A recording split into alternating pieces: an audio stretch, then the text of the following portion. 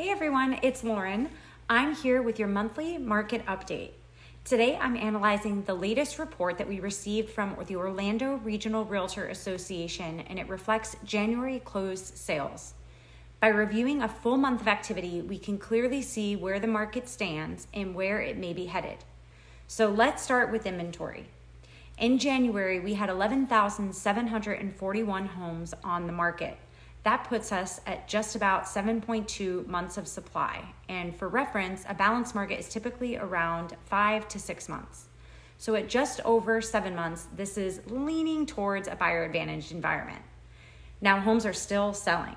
We closed 1,634 homes in January. That's actually up nearly 8% from January of last year.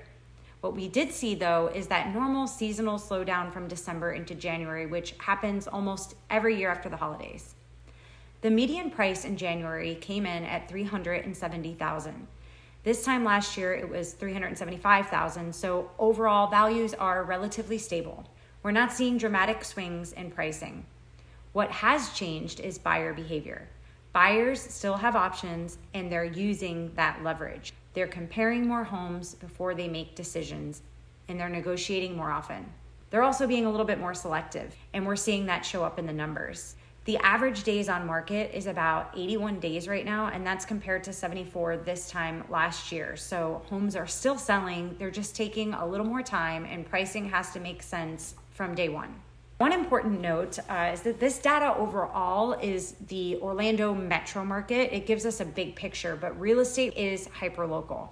There are neighborhoods right now that are still getting contracts within just a few days, and some are even seeing multiple offers.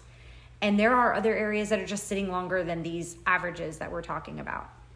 The location and the price point are the points that make the difference. Interest rates have averaged about 6% in January, and this week we actually saw them dip to just below 6%.